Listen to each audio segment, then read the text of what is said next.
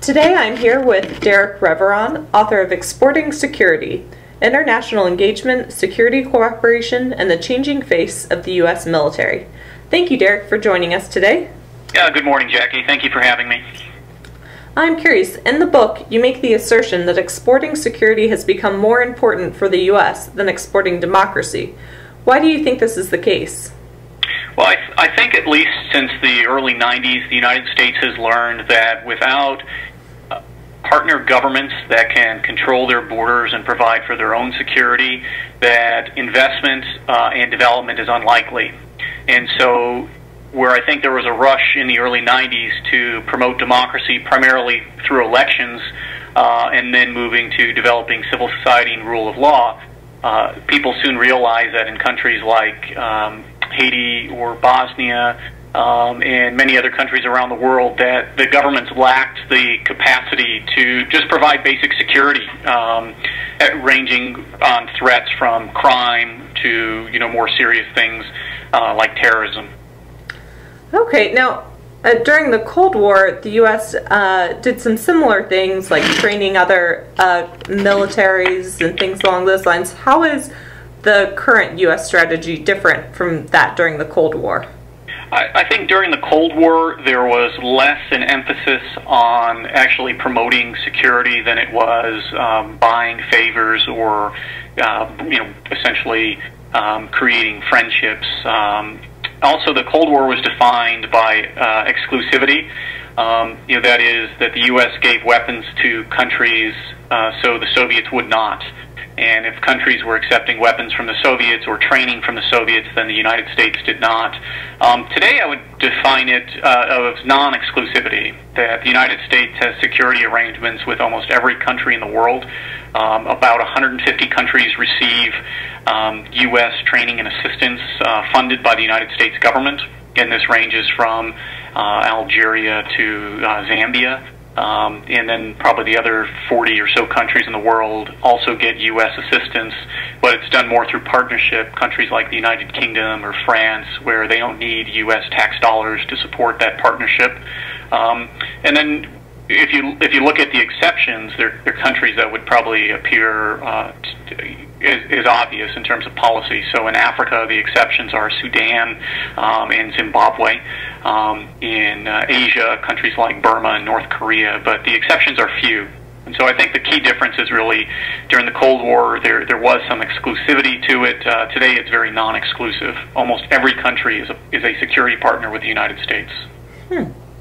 Now, and so this idea of security partnership, in the book you also make a suggestion that the Department of Defense could even now be called the Cooperative Security Department.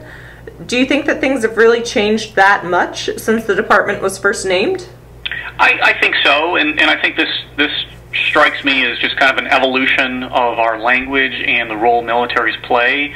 100 years ago, we thought of our military as the Department of War because that's what their primary occupation was, fighting and winning the nation's wars. In the Cold War, 1947, the department was renamed to Defense. This idea, defend the United States against the Soviet Union primarily. But I really think throughout the Cold War beginning and then certainly in the beginning of the 90s, the role of the military changed from fighting and winning the nation's wars to helping other countries develop their own security capacity. I mean, there certainly are exceptions. The U.S. military still fights wars.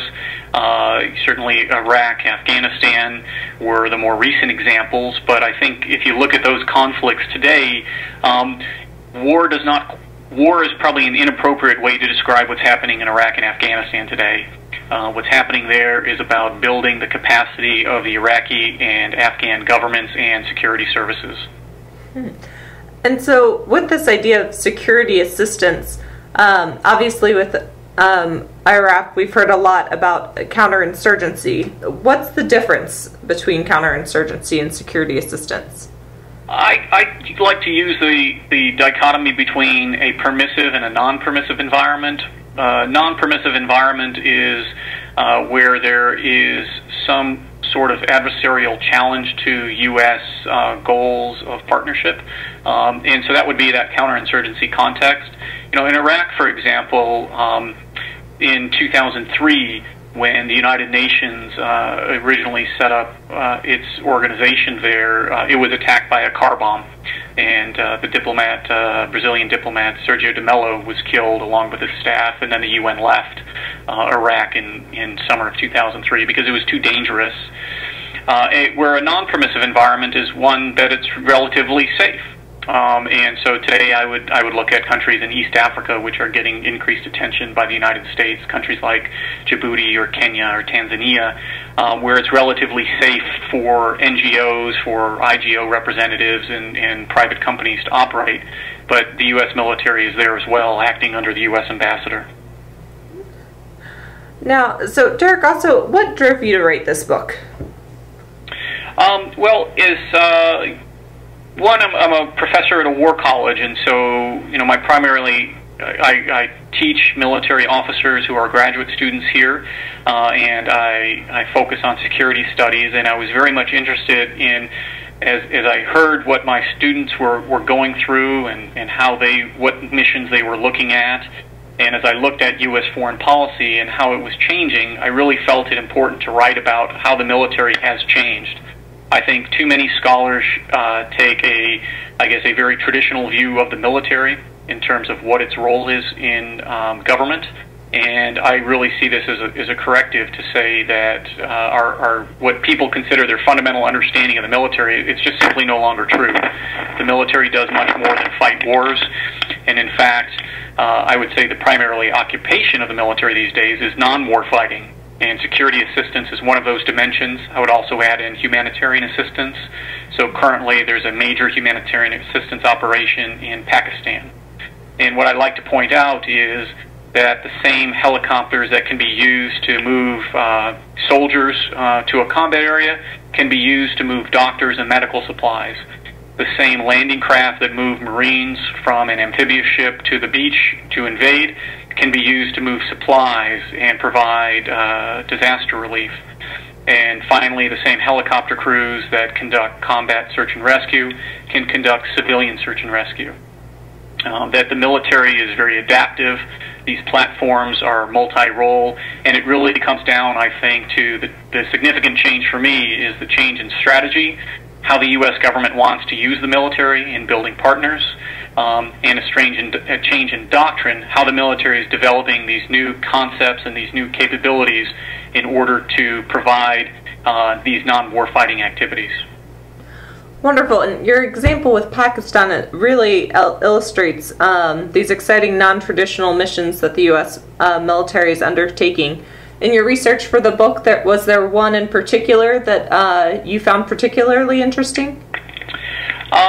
I think the classic case is probably South Korea that gets no real attention in the field, but in terms of a long-term effort, country devastated by the Korean War, built into one of the most successful, I think, capable militaries, democratized late, but also economically developed.